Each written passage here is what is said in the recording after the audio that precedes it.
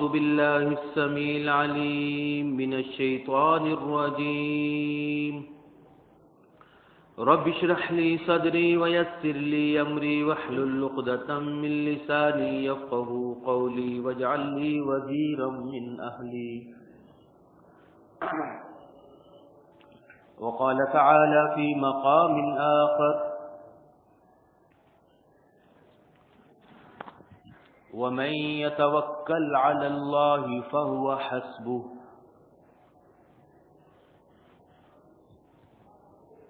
تمام قسم کی تعریفات، عبادات، ہر قسم کی بزرگی اور بڑائی ایک اللہ وحدہ لا شریک کے لیے خاص ہے، جو اس کائنات کا مالک ہے، خالق ہے، رازق ہے۔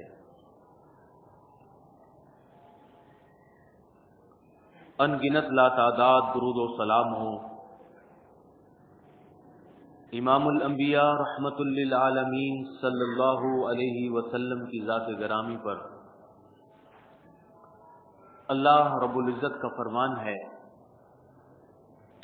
وَمَن يَتَوَكَّلْ عَلَى اللَّهِ فَهُوَ حَسْبُهُ،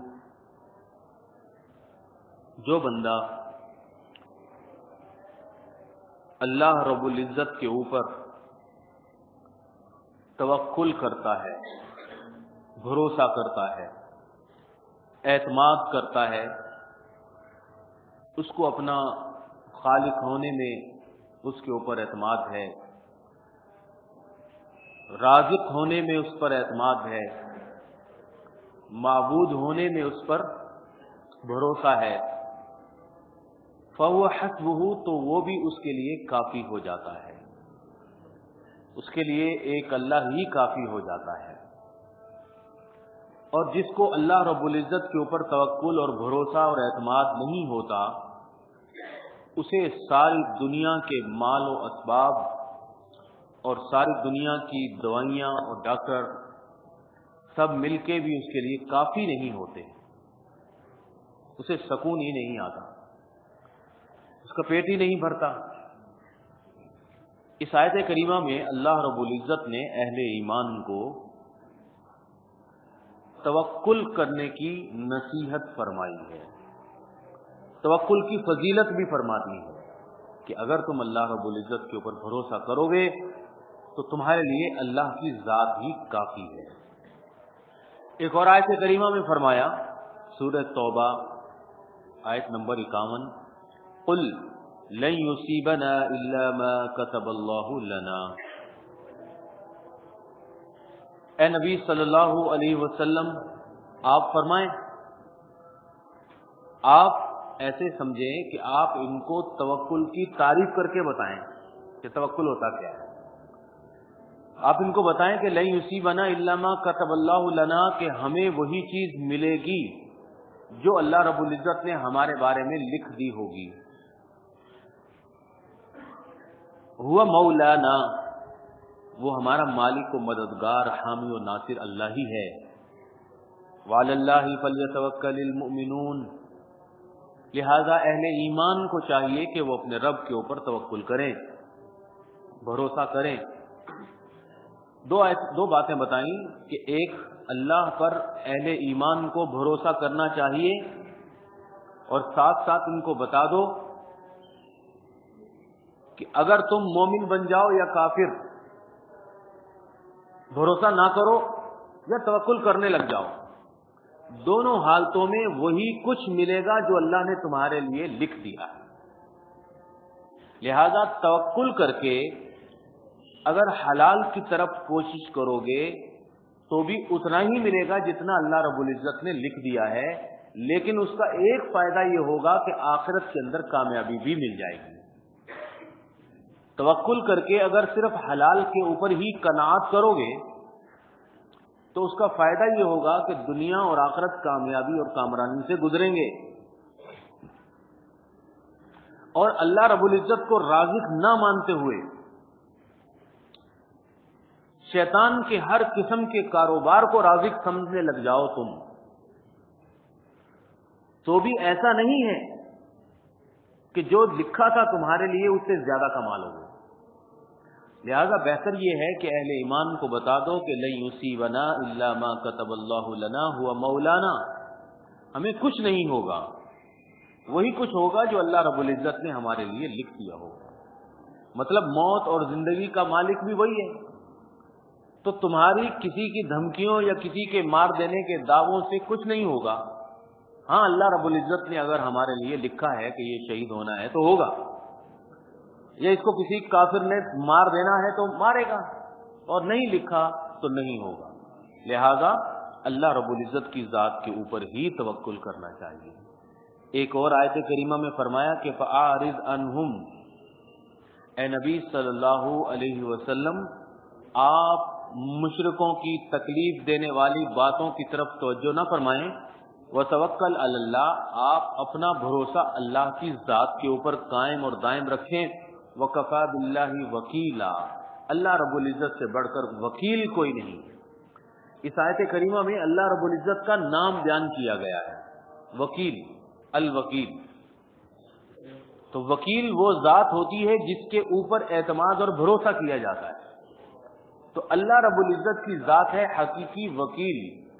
اس کو ہم اردو میں کہتے ہیں کارساز، کام کرنے والا، بگڑیاں بنانے والا، ہر قسم کی پریشانیوں میں مدد کرنے والا، حامی اور ناصر، سمندروں کے جزیروں پر پتھروں میں رینگنے والے کیڑوں کو بھی رزق دینے والا، سمندروں کی اندھیروں میں مچھلی کے پیٹ میں یونس علیہ الصلوۃ والسلام کی آواز کو سننے والا، ہر قسم کی مدد اور حمایت اور نصرت کرنے والی ذات الوکیل، جس کے اوپر توکل کیا جاتا ہے۔ وکیل وہ ہوتا ہے جس کے اوپر توکل کیا جاتا ہے۔ پیارے نبی صلی اللہ علیہ وسلم نے ایک حدیث میں فرمایا کہ سمیتک المتوکل، اللہ نے میرا نام متوکل رکھا ہے، میں اللہ پر بھروسہ کرنے والا ہوں، توکل، اور اللہ تعالیٰ کا نام کیا ہے؟ الوکیل، ایسی ذات جس کے اوپر ساری کائنات بھروسہ کرتی ہے۔ توکل کی فضیلت کے بارے میں پیارے نبی صلی اللہ علیہ وسلم نے تربیت کے طور پر ہمیں، ہماری اولادوں کو، ہماری نسلوں کو، ہر شخص کو، عورت اور مرد، بچے بچی کے لیے ایک دعا بتائی، جس دعا کے اندر اللہ رب العزت کے اوپر توکل اور بھروسے کی تعلیم دی جا رہی ہے۔ پہلے میں وہ دعا بتا دیتا ہوں، پھر اس کے بعد اس کی تشریح، یہ توکل ہوتا کیا ہے، کیونکہ ہم توکل کے بارے میں بڑی باتیں سن لیتے ہیں لیکن پتہ ہی نہیں ہوتا کہ توکل کا مطلب کیا ہے۔ ایک، توکل کہاں ضروری ہوتا ہے، کہاں ضروری نہیں ہوتا، یہ کس چیز کے ساتھ توکل کیا جائے، اور ہمارے آج کے معاشرے کے اندر کون کون سی ایسی باتیں ہیں، کون کون سے ایسے معاملات ہیں جہاں ہم اللہ کے اوپر توکل نہیں کر رہے، ہمارا اعتماد اور توکل بس دنیاوی چیزوں پر رہ گیا ہے۔ پیارے نبی صلی اللہ علیہ وسلم نے فرمایا کہ جب تم اپنے گھر سے نکلو تو یہ دعا پڑھا کرو، بسم اللہ توکلت علی اللہ لا حول ولا قوت الا باللہ، بسم اللہ توکلت علی اللہ لا حول ولا قوت الا باللہ۔ اس حدیث کے اندر، اس دعا میں ہمیں اللہ رب العزت کی ذات کے اوپر اعتماد، توکل اور بھروسے کی تعلیم دی جا رہی ہے کہ جب تم نکلو تو کہو کہ اللہ کے نام سے میں اللہ پر بھروسہ کرتے ہوئے گھر سے نکل رہا ہوں، اور اے اللہ لا حول ولا قوت، نہ تو نیکی کرنے کی میرے پاس طاقت ہے، نہ گناہ سے بچنے کی میرے پاس طاقت ہے، الا باللہ، ہاں اے اللہ اگر تو مجھے یہ طاقت دے دے، تو مجھے ہمت دے دے، یا تو میرے اوپر اتنا رحمت اور عنایت فرما دے تو میں پھر نیکی بھی کروں گا، گھر سے نکلا ہوں تو پھر میں مسجد میں بھی جاؤں گا، بازار بھی جاؤں گا، دنیا بھی کماؤں گا، لیکن یہ کام کرنے کی میرے پاس طاقت نہیں ہے۔ اے اللہ تیری مخلوق کے لاکھوں کروڑوں لوگ ہوتے ہیں جو گلی کوچوں کے اندر مارے مارے پھر رہے ہوتے ہیں، لیکن انہیں یہ یاد ہی نہیں رہتا کہ ہم دنیا کے اندر کیوں آئے ہیں۔ ان میں مجھے اگر اکیلا تو ایسا بنا دے کہ مجھے تو ظہر کی، عصر کی، مغرب کی، عشاء کی نماز پڑھنے کی توفیق دے دے اور میں مسجد میں چلا جاؤں، سر کو جھکا دوں، تو اس کا مطلب یہ ہے کہ مجھے یاد ہے کہ میں دنیا میں کیوں آیا۔ بات سمجھ میں آ رہی ہے کہ نہیں آ رہی؟ اگر کوئی شخص آپ کو سڑک پر مل جائے اور وہ کہے کہ یار مجھے یاد نہیں آ رہا میں کہاں سے آیا ہوں، مجھے ابھی یہ بھی پتہ نہیں ہے کہ میں کیا کر رہا ہوں، مجھے یہ بھی معلوم نہیں ہے کہ میں نے جانا کہاں ہے، آپ اس کو کیا سمجھیں گے؟ بولے بھائی پاگل یا دیوانہ، مجنوں، کہ اس کو پتہ ہی نہیں ہے کہ اب کہاں ہے، یہ کیا کر رہا ہے، اور اس کو یہ بھی پتہ نہیں ہے کہ اس نے جانا کہاں ہے۔ دونوں چیزیں جس کو پتہ نہ ہو تو لوگ اس کو پاگل کہتے ہیں، اور وہ شخص جسے پتہ ہو کہ میں نے تعلیم تو حاصل کرنی ہے، میں نے ڈاکٹر، انجینئر اور میں نے تاجر بننا ہے، جسے یہ پتا ہو کہ میں نے یہ کمانا ہے اور یہ نہیں کمانا، لیکن اس کو اپنے رب کے سامنے سجدہ کرنا یاد نہ ہو تو بھی وہ زبان حال بتاتا ہے کہ وہ پاگل ہے۔ کیسے بھائی؟ اسے یہ یاد ہی نہیں کہ اب وہ دنیا کے اندر ہے تو کیوں ہے، کیا کر رہا ہے وہ سمجھتا ہے میرا فیوچر پلاننگ ہے، میں نے صدر بننا ہے، میں نے ڈاکٹر بننا ہے، یہ میری فیوچر پلاننگ کے اندر شامل ہے، میں نے یہ کرنا ہے، میں نے یہ کرنا ہے، جیسے ہم سب کی عادت ہے، بس کرنا کرنا کرنا ہے۔ میں نے 2 پلاٹ لیے ہوئے ہیں اور اب تیسرا پلاٹ بھی لینا ہے، یہ بھی ایک سوچ ہوتی ہے۔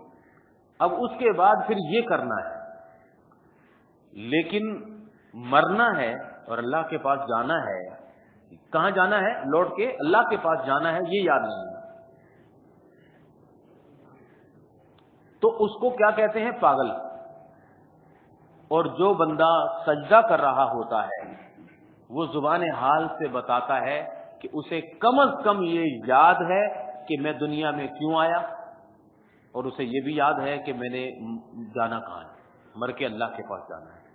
فرمایا فحسبتم انما خلقناکم عبثا، تم کیا سمجھتے ہو میں نے تمہیں بیکار پیدا کیا تھا دنیا میں، تمہاری فیوچر پلاننگ کے اندر ہر چیز تو شامل ہے، لیکن تمہارے پاس مرنا اور مرنے کے بعد کیا کرنا ہے یہ پتہ نہیں ہے، اور تمہیں یاد ہو کہ نہ یاد ہو یہ سب کو مل کے رہے گا۔ بھائی صدر وزیر اعظم نے بھی مرنا ہے، ریڑھی لگانے والے نے بھی مرنا ہے، وہ جو گھر ہے قبر کا وہ سب کو ملنا ہے، اس کے بارے میں بھی سوچو۔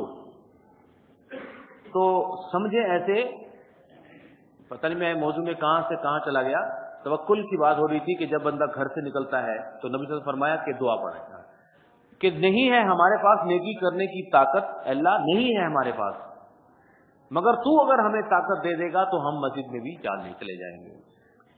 ولا حول ولا قوت الا باللہ، اے اللہ ہم گناہ سے بچ بھی نہیں سکتے، شیطان کے وار بڑے کاری ہیں، ہم نہیں بچ سکتے، بڑے طاقتور اور مضبوط طریقے سے شیطان اور شیطان کے ایجنٹ ہمیں گمراہ کرنے کے ہر طریقے بتاتے ہیں، ہر طریقے بتاتے ہیں، ٹی وی سے لے کر ریڈیو تک، اور ریڈیو سے باہر چلے جائیں گے تو ہر بورڈ تک، ہر جگہ پر یہ لکھا ہوتا ہے اگر تم مر گئے تمہارے بچوں کا کیا بنے گا، بھائی تمہاری بیوی بچوں کا کیا بنے گا، بار بار لکھا ہوتا ہے۔ پھر کیا کریں؟ اس لیے آپ ہماری فلاں فلاں سودی بینک کے اندر اپنا اکاؤنٹ بنا لیں، ہم تمہارے مرنے کے بعد تمہارے بیوی بچوں کا خیال کریں گے۔ یہ ہے دجال جو بتا رہا ہے کہ رب رازق اللہ نہیں ہے۔ جب تم آئے تھے دنیا کے اندر تو تمہارے ماں باپ نے بھی بیمہ پالیسی اور پتہ نہیں کون کون سی پالیسیاں خریدی تھی، ہمارے دادا پردادا جب دنیا میں آئے تھے تو انہوں نے بھی پتہ نہیں کون کون سی پالیسیاں خریدی ہوئی تھی۔ جب سے آدم علیہ السلام سے دنیا میں لوگ آ رہے ہیں نا، یہ سب بینکوں سے پالیسیاں لے کے آئے ہیں، ان کا بھی خیال اسی بینک نے کیا تھا، لہذا اگر تم مر گئے، تم جاتے ہو باہر سڑکوں پہ، اگر تمہاری حادثہ ہو گیا تو تمہارے بچوں کا خیال ہم کریں گے۔ تو ہم ایسے لوگوں کو کہتے ہیں کہ نہیں، وعلی اللہ فلیتوکل المؤمنون، مومنوں اللہ پر توکل کرو یار۔ قرآن بھرا ہوا ہے اس بات سے کہ مومنوں اللہ پر توکل کرو۔ دیکھو تمہارے سے پہلے جتنے لوگ آئے تھے نا، وہ بھی ان کو اللہ نے کھلایا تھا، اور تمہارے بعد تمہاری اولاد کا رازق بھی وہی اللہ ہی ہے۔ لہذا اللہ نے اگر منع کر دیا نا کہ فلاں چیز سود ہے، حرام ہے، اور تم اس سود اور حرام کے دھوکے میں نہ آؤ، پاگلوں کی طرح نہ تم زندگی گزارو۔ ہم اللہ سے پوچھتے ہیں کہ اللہ بات سچ کر رہے ہیں بینک والے، ہم اگر مر گئے تو کیا ہوگا ہماری اولاد کا؟ تو اللہ رب العزت فرماتے ہیں وَمَن يَتَوَكَّلْ عَلَى اللَّهِ فَهُوَ حَسْبُهُ، جو اللہ پر توکل کرتا ہے اللہ اس کے لیے کافی ہو جاتا ہے۔ بتاؤ کہ تمہارے آباء و اجداد نے کسی بینک سے کوئی پالیسی نہیں لی تھی، وہ تمہارے آباء و اجداد روٹی کھاتے ہی دنیا سے گئے تھے، بھوکے نہیں مرے تھے، بڑی اچھی حالتوں میں گئے تھے، اور آج اگر تم اللہ پر توکل اور بھروسہ کرو گے، اللہ تمہارے مالوں کے اندر ایسی برکتیں پیدا فرما دے گا کہ تمہاری بعد تمہاری اولادیں تم سے اچھے حالت میں ہوں گی۔ اور یاد رکھو کہ اگر اللہ رب العزت پر توکل اور اعتماد نہ کیا تو باوجود لاکھوں کروڑوں کی تمہیں پالیسیاں خریدنے کے بھی تمہارے بچے تمہارے ساتھ جو سلوک کریں گے۔ میں اکثر کہتا ہوتا ہوں کہ جو لوگ اپنے آپ کو کسی بینک کے اندر کوئی پالیسی خرید کے کہتے ہیں نا کہ ہمارے بچوں کا مستقبل اچھا ہو جائے گا، ہم اگر مر گئے تو 2-4 کروڑ میرے بچوں کو مل جائیں گے، آپ یاد رکھیں، آپ تو نہیں کرتے ہوں گے، مجھے حسن ظن ہے، آپ کے کسی عزیز و اقارب کے اندر کوئی ایسا بندہ ہو، اسے بتائیں کہ بھائی تمہیں تمہاری اولاد جو ہے نا ماں اور باپ کی شکل میں نہیں دیکھتی، تمہیں تمہاری اولادیں 1 کروڑ 2 کروڑ کی شکل میں دیکھ رہی ہے کہ کب یہ بڈھا مرے تو ہمیں پیسے ملے۔ اور جو مسلمانوں کی اولادیں ہوتی ہیں جو اللہ پر توکل اور بھروسہ سکھاتے ہیں اپنی اولادوں کو، ان کے بچے 100 سال کی عمر میں بھی ان کی خدمتیں کرتے ہیں، انہیں پتا ہے کہ اس کے اوپر خرچ کرنے سے کچھ نہیں میں ملے گا، آخری سانس تک بھی ان کی خدمتیں کرتے رہتے ہیں۔ بس انہیں یہ یقین ہوتا ہے کہ ماں باپ پر آج ہم جتنا بھی صرف کریں گے ہمیں جنت میں سب کچھ مل جائے گا۔ اللہ رب العزت کی جو پالیسی ہے وہ یہ ہے کہ آج تو کچھ کرو گے تمہیں جنت میں ملے گا، اور دجال ہو گیا یا شیطان ہو گیا وہ تو ظاہر بات ہے، قرآن میں اللہ رب العزت فرماتے ہیں الشیطان یعدکم الفقر، شیطان توکل اور بھروسے کی باتیں سکھائے گا تمہیں۔ شیطان تو تمہیں ڈراتا رہتا ہے 24 گھنٹے کہ بھوکے مرو گے بھوکے مرو گے، فقیری کی باتیں بتاتا ہے۔ شیطان تمہیں ڈراتا ہے فقیری سے، جب تم 100 روپیہ نکال کر اللہ کے لیے دینا چاہتے ہو شیطان فقیری سے ڈراتا ہے کہ مر جاؤ گے بھوکے، تم پاگل ہو گئے ہو، تم 100 روپے خرچ کر رہے ہو یا اللہ کی راہ کے اندر۔ اور وہی شیطان، ناراض نہیں ہونا بھائی، وہی شیطان اگر ہم 50,000 روپے کا موبائل لیں گے نہیں ڈراتا، وہی شیطان اگر ہم ہزاروں لاکھوں روپے فلموں میں اڑائیں گے نہیں ڈراتا، تھپکی دیتا ہے کیا ہو گیا انجوائے کرو، کیا ہو گیا جی تھوڑا خرچ ہو گیا تو کیا ہو گیا، بینک سے قرض لے لو، قرض لے کے تم بڑی شادی کر لو، پھر قرض لے کے تم بڑا سوٹ بوٹ موبائل اور ایک گاڑی بھی لے لو قرض لے کے، کیا ہو گیا؟ کچھ نہیں ہوگا۔ اس کو کہتے ہیں آرٹیفیشل لائف۔ آرٹیفیشل لائف سمجھ رہے ہیں نا، مصنوعی زندگی، جیسے مصنوعی زیور ہوتا ہے نا، آرٹیفیشل سونا، کہ بس وہ چمک دمک میں تو سونا ہے لیکن سونا نہیں ہے، اس طرح کی چمک دمک کے اندر امیرانہ زندگی گزار رہے ہیں، لیکن اس کو رات کو نیند نہیں آتی، اس کو پتا ہے کہ وہ بینک کا مقروض ہے بہت بڑا۔ یہ سب نوجوانوں کے اندر، ہر آج کل کے لوگوں کے اندر بس وہی ایک مصنوعی زندگی ہے کہ بس بڑی گاڑی ہو، بنگلہ ہو، یہ ہو، سوٹ بوٹ ہو، نیند آئے نہ آئے، راتوں کو سکون ہو کہ نہ ہو۔ تو جو بندہ بھی سمجھیں سود پہ قرض لے کر ایک مصنوعی امیرانہ زندگی گزارتا ہے، اس کا اللہ پر کوئی توکل اور بھروسہ نہیں، کچھ بھی نہیں اس کا. یہ کوئی مجبوری نہیں ہے کہ ہم کروڑوں روپے سود لے کر ہم شادی بیاہ کے اندر اڑا دیں، یہ کوئی مجبوری نہیں ہے. اور میں اکثر کہا کرتا ہوں، اللہ کے بندو، جن کو اللہ نے دیا ہے، جن کو اللہ نے دیا ہے، حق حلال کا دیا ہے، وہ حلال کماتے ہیں اللہ نے بہت دیا ہے، لیکن وہ نمود و نمائش کے اندر کروڑوں پہ نہ لگایا کریں، اس لیے کہ دوسرے لوگوں کے ساتھ بہت زیادتی ہوتی ہے. ان کے دلوں کے اندر یہ خیال پیدا ہوتے ہیں کہ اگر ہم بھی کچھ ہوتے تو ہم بھی اس طرح کی دھوم دھام کی شادیاں کرتے. کروڑوں روپے نہ لگایا کریں. بھائی اگر آپ کو بڑی محبت ہے تو آپ اپنے بیٹے اور بیٹی کو جیب میں دے دیں، ان کے اکاؤنٹ میں دے دیں کہ بھائی یہ تم سارے پیسے سنبھالو اور تم اپنا گھر بار بناؤ، کاروبار بناؤ، کچھ بھی کرو، لیکن میں فضول خرچی کے اندر کروڑوں پہ نہیں لگاؤں گا، اس کا کوئی فائدہ نہیں ہوگا. نمود و نمائش میں نہیں خرچ کروں گا. بھائی محبت ہے نا، دے دیا. اس کا اثر یہ ہوگا کہ لوگوں کو جہیزوں کے ٹرک نظر نہیں آئیں گے. بھائی خاموشی سے دے دیا بس اپنے بیٹے کو بیٹی کو. لوگوں کو بتانے کا کیا طریقہ ہے؟ سادگی اختیار کر لیں، اس کا بڑا فائدہ ہوتا ہے. ایک تو اپنی زندگی سکون سے گزرتی ہے، اور دوسرا غریب لوگوں کا توکل اور بھروسہ اعتماد جو چل رہا ہے وہ چلتا رہتا ہے، اس کو تباہ نہیں ہوتا. تو اللہ کے رسول صلی اللہ علیہ وسلم نے فرمایا تھا کہ تم جب گھر سے نکلو تو کہو اے اللہ میں تجھ پر توکل کرتا ہوں.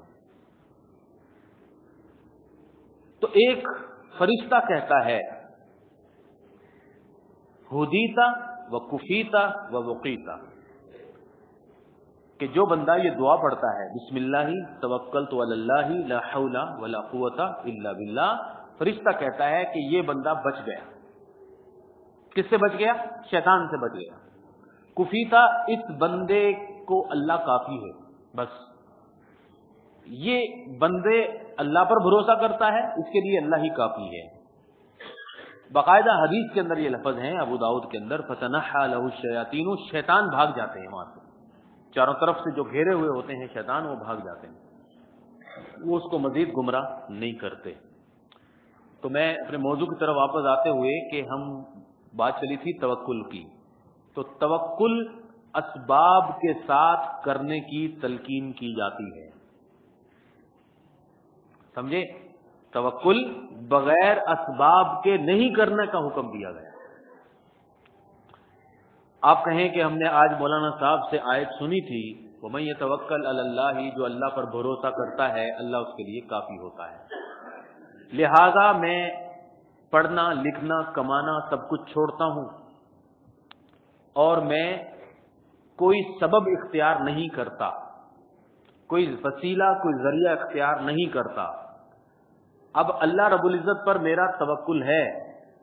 اللہ کو چاہیے کہ وہ فرشتوں کے ذریعے میرے گھر کے اندر پکے پکائے کھانے بھیج دیا کرے، ہے نا میرا اس کے اوپر توکل.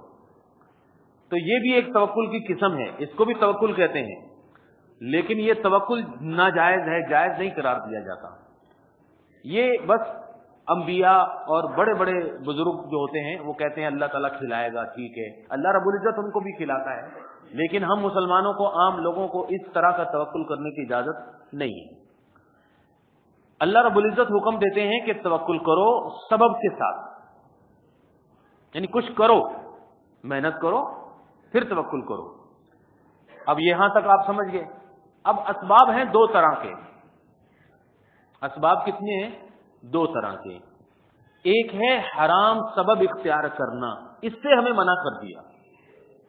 ایک ہے حلال سبب اختیار کرنا، اس کی اجازت دی.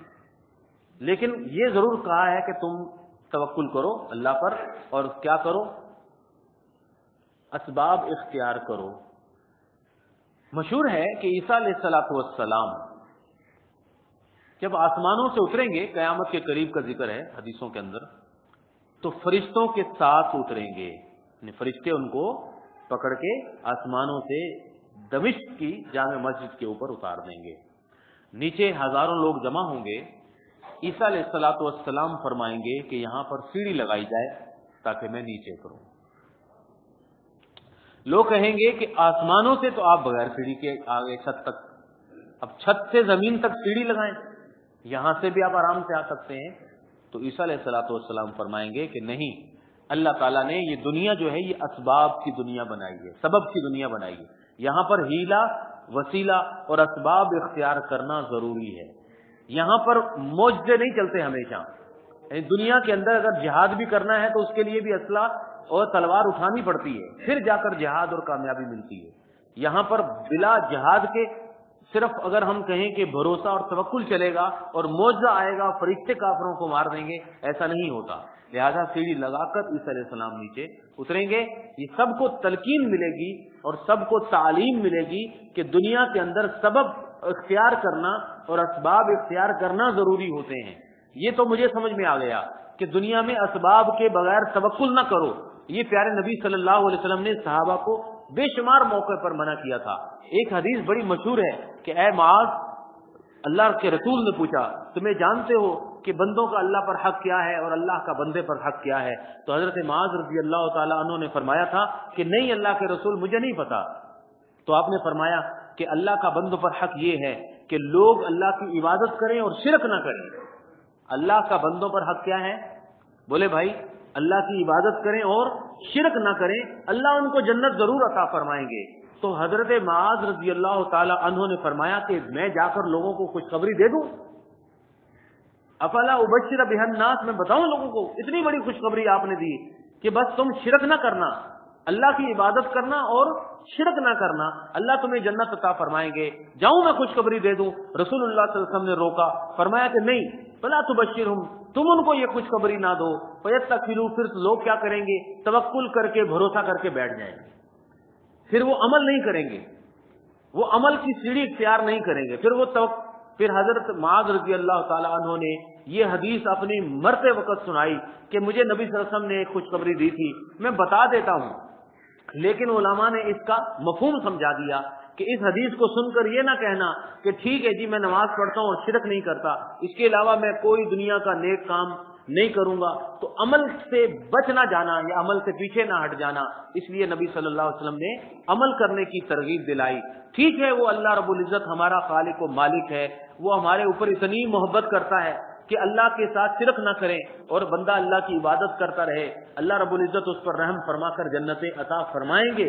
लेकिन फिर भी बंदों को हुक्म है कि वो अमल का रास्ता ना छोड़ें, अमल जरूर इख्तियार करें।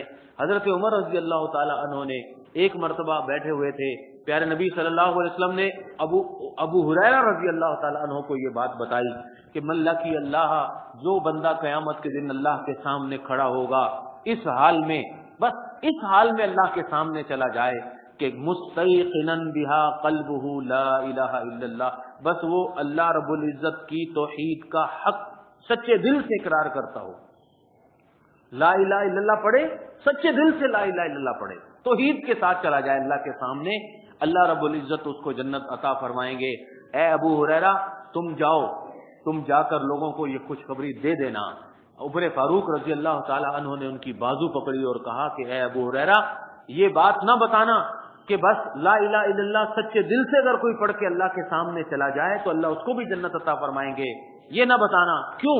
फरमाया कि लोग फिर इसके ऊपर तवक्कुल और भरोसा करके बैठ जाएंगे। खल्लिहिम यामलूना, उनको छोड़ो, वो नमाजें पढ़ते हैं, वो रोजे रखते हैं, वो हज और ज़कात करते हैं, वो सदका और खैरात करते हैं, वो जिहाद भी करते हैं, वो बेशुमार दीन के शोबों पर अमल कर रहे हैं, उनको अमल करने दो। ये ना हो कि कोई बंदा सुन के तवक्कुल की गलत तर्जुमा समझ जाए। तो मैं जो बात शुरू की थी, अल्लाह रब्बुल इज्जत मुझे समझाने और हमें अमल करने की तौफीक अता फरमाए कि तवक्कुल माल असबाब, तो आप समझ रहे होंगे ना कि तवक्कुल सबब के साथ करने का हुक्म दिया गया है, बगैर सबब के ना करो भाई। अच्छा, बात थी कि सबब की दो किस्में हैं, एक है हलाल और एक है हराम। अब यहां पर आ जाए, एक तरीका है सबब, भाई रेडी लगाने वाला अपने प्याज टमाटर और फल फ्रूट की रेडी बेच दे और एक उससे पिस्टल खरीद ले। पिस्टल खरीदने के बाद वो लूट मार शुरू करे तो शाम तक जितना साल की कमाई है ना वो एक दिन में कमा लेगा। ये भी तो सबब है ना, एक ये भी तो जरिया है तरीका कमाने का। इस सबब और जरिए को शरीयत ने हराम करार दिया है कि नहीं, سبب اور ذریعہ تو بڑا اچھا اختیار کیا، لیکن یہ حرام ہے۔ دوسرا سبب اور ذریعہ اختیار کرو کہ نہیں، تم وہ جو مزدوری اور محنت تھی نا، وہ جو تجارت کرتے تھے وہ کرتے رہو۔ وہاں تو دن کے اندر تھوڑا سا کمائی ہوتی ہے، اور یہاں تو پوری زندگی کی کمائی 2-4 دن میں ہو جاتی ہے۔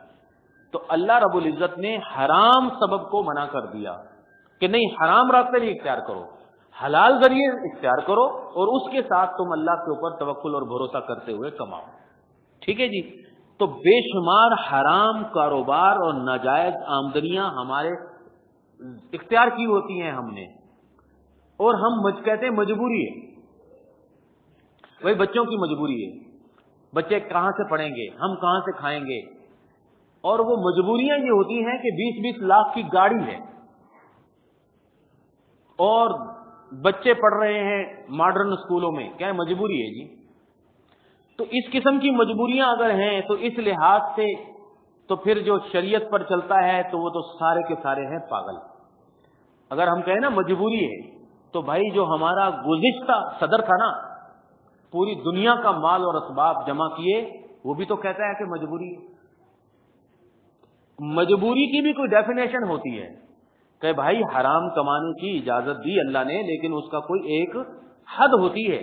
اب وہ حد بتا دیتا ہوں آپ کو، وگرنہ یہ نہ کبھی کہا کریں کہ ناجائز آمدن جو میں لے رہا ہوں نا، یہ مجبوری ہے بچوں کی، کہ بھائی اگر آپ کے پاس کھانے پینے کو ہے، اگر آپ کے پاس حلال کمائی سے روٹی بھی ملتی ہے، آپ یوں کہہ دیں کہ اگر حلال کمائی سے اتنا کھانے کو مل جائے جتنا میرے نبی صلی اللہ علیہ وسلم کھایا کرتے تھے، تو پھر آپ کو حرام کھانے کی اجازت نہیں ہے۔ اب پیارے نبی صلی اللہ علیہ وسلم جتنا کھایا کرتے تھے، جتنا بڑا آپ کا گھر تھا، یہ اگر حلال سے مل جائے، اب بندہ کوئی کہے کہ مجبوری ہے میں حرام کماتا ہوں، تو وہ جھوٹ بولتا ہے۔ بھائی مجبوری ہے حرام کمانے کی تو چکن ٹکے تھوڑی حرام سے کھانے۔ اب اللہ رب العزت نے قرآن کریم میں فرمایا کہ سور کا گوشت حرام ہے، خنزیر تمہارے لیے حرام قرار دے دیا گیا۔ آگے فرمایا کہ اللہ مستوری تم ممن استر غیر باغ ولا عاد، جو اگر مجبور ہو جائے، مر رہا ہے بھوکا، اور اس کو پتا ہے کہ میں مر جاؤں گا بھوکا، اس کے سامنے حرام چیز موجود ہے، تو پھر اس کو اجازت ہے کہ وہ کھا سکتا ہے تاکہ وہ زندہ رہے۔ ہاں یہ نہیں ہے کہ اگر اس کو فریج کے اندر بھی رکھ لے کہ بھائی اس کے اب ٹکے کھانے شروع کر دیں گے، پورا مہینہ یہی کھائیں گے، اس کی اجازت نہیں ہے، بس 2 لقمے کھا کے کہ میں زندہ رہ جاؤں، مر نہ جاؤں، اب حرام کی اجازت دے دی۔ تو جو حرام آمدنیاں ہیں ہماری، اگر وہ حلال سے بہت زیادہ بڑھ چکی ہیں، تو سوچیں کہ یہ مجبوریاں نہیں ہیں، یہ دلیلیں ہمیں قیامت کے دن کامیاب نہیں کر سکتی کہ یہ جی مجبوری ہے، فلاں مجبوری ہے، فلاں مجبوری ہے۔ تو یہ توکل کے منافی باتیں ہیں کہ توکل اگر ہم نے کرنا ہے اللہ رب العزت کی ذات کے اوپر، تو حلال ذریعے سے ہم توکل کریں، اور حرام کھاتے ہوئے ہیلے بہانے اختیار نہ کریں کہ جی بڑی بڑی مجبوریاں ہیں، فلاں مسئلے ہیں، فلاں مسئلے ہیں، یہ نہ کہیں۔ یہ جھوٹ بولتا ہے انسان۔ اگر وہ حلال سے اتنا کھاتا ہے، اتنا کماتا ہے کہ زندہ رہ سکتا ہے، تو پھر وہ حلال کی طرف ہی توجہ کرے۔ اب سوال یہ کھڑا ہو جاتا ہے، میں اس کی تفصیل میں جاؤں گا تو میرا جو اصل موضوع رہ جائے گا۔ سوال یہ کھڑا ہو جاتا ہے کہ اللہ کے اوپر توکل اور بھروسہ کر کے اگر ہم حرام نہ کریں، ہم رہ جائیں گے غریب کے غریب، اور ہم کیا کریں گے؟ حلال کمانے والے غریب رہیں گے۔ ہم دنیا کے اندر کامیابی اور کامرانی حاصل نہیں کر سکتے، نہ تو ہمارا ڈیفینس میں بنگلہ بنے گا، نہ دبئی میں بنگلہ بنے گا، یہ نہیں بن رہا، مجبوری ہے ہمیں۔ اب ہم کیا کریں؟ اب ہم دنیا میں کامیابی حاصل کرنے کے لیے حرام بھی اختیار کر لیں۔ آپ میری بات غور سے سمجھیں۔ آج میں ٹرین کے سفر سے آیا ہوں، اسی کی مثال دیتا ہوں کہ ٹرین کے سفر پہ ہم بیٹھے ہیں لاہور سے، ابھی میں آدھے گھنٹے پہلے اترا ہوں کراچی، اور وہاں پر اگر ہم واٹر کولر بھی لگا لیں، اے سی بھی لگا لیں، 2-4 بسترے بھی لگا لیں، سب کچھ کر لیں، اور وہ حرام ذریعے سے میں لگانا شروع کر دوں، اور ایک بندہ جو ہے بس سیٹ پر بیٹھ کر آ گیا، اب دونوں نے اترنا تو ہے نا کراچی میں، نہیں سمجھ آئی؟ بھائی جتنا مرضی میں کما کر بیٹھوں اور میں وہاں پر سارے راستے ٹکے کھاتا ہوا، عیاشی کرتا ہوا ہوں، پھر بھی تو میں نے اترنا ہے نا یہاں۔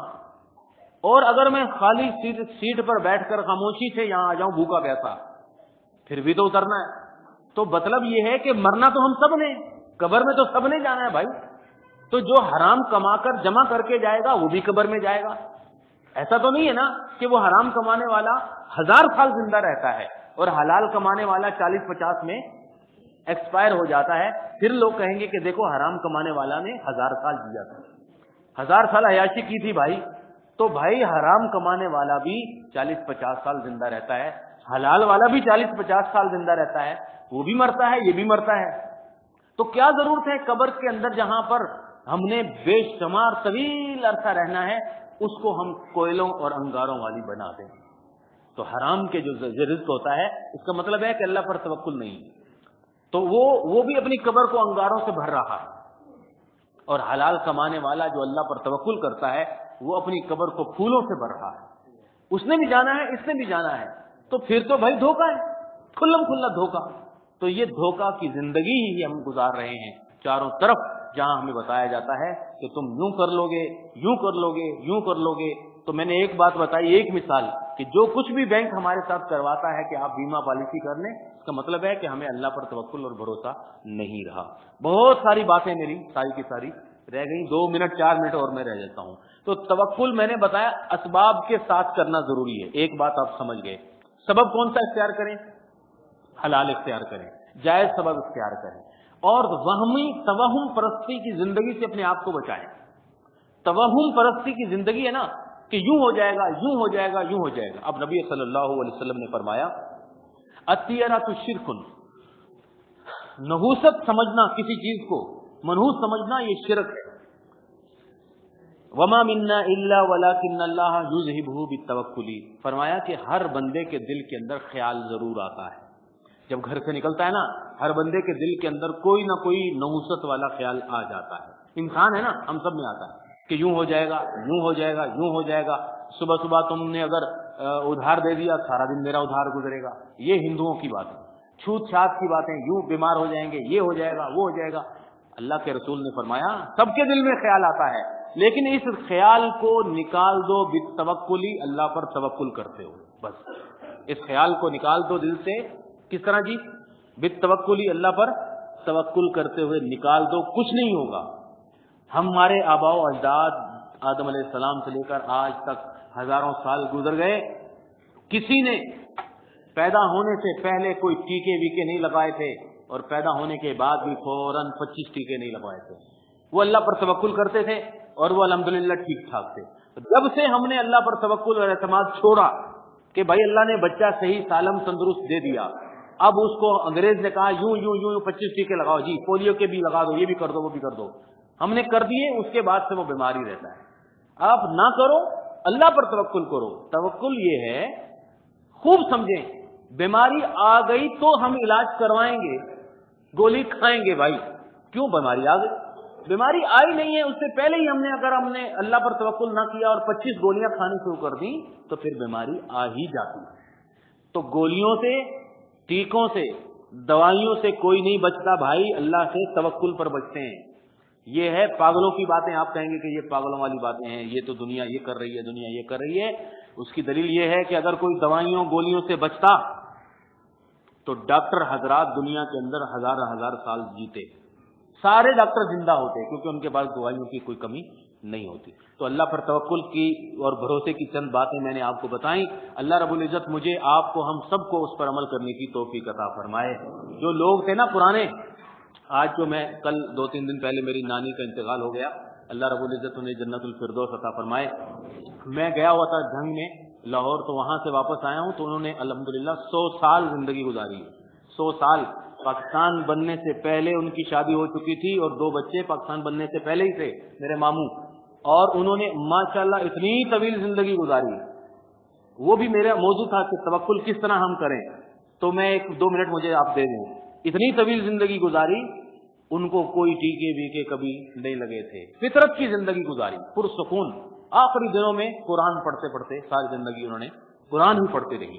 100 سال سے اوپر الحمدللہ کی زندگی اللہ رب العزت کے پاس چلی گئی. اور آج کل جو ہم ہیں نا, جو 24 گھنٹے دوائیوں اور وہم پرستی کے اندر مبتلا رہتے ہیں, کھانس گئے تو پورے گھر کو ٹیکے لگاؤ کہ یہ نہ ہو جائے, یہ نہ ہو جائے.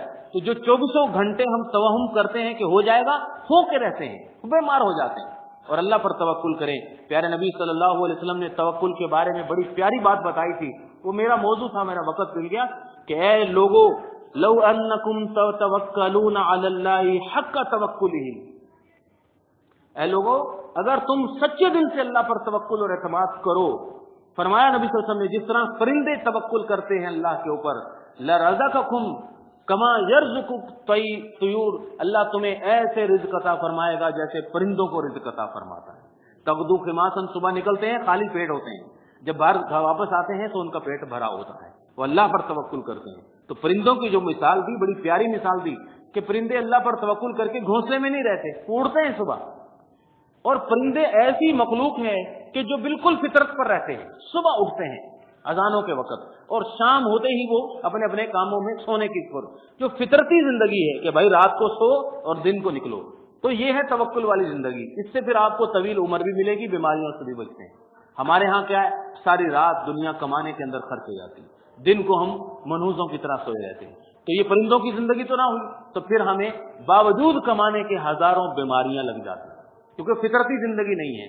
ایک بات، پرندے اللہ پر توکل کرتے ہیں، صحیح ہے، وہ بڑے بڑے توحید پرست ہوتے ہیں، وہ صبح فجر کے وقت اٹھ کر اللہ کی حمد و ثنا کرتے ہیں۔ تو ہمیں بھی اگر فجر کے وقت اٹھ کے اللہ کی حمد و ثنا کریں، اس کے بعد دنیا کمائیں اور رات کو سونے کی کریں، تو آپ دیکھیں گے آپ کی دنیا بھی برکتوں والی ہوگی، آپ کی صحت والی زندگی بھی اچھی ہو جائے گی، اور اللہ رب العزت ہمیں جنت اور آخرت کی کامیابی بھی عطا فرمائیں گے۔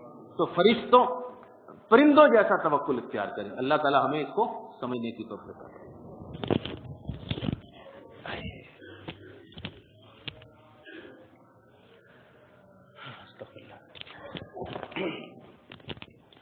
إن الحمد لله نحمده ونستعينه ونستغفره ونعوذ بالله من شرور أنفسنا ومن سيئات أعمالنا من يهده الله فلا مضل له ومن يضلله فلا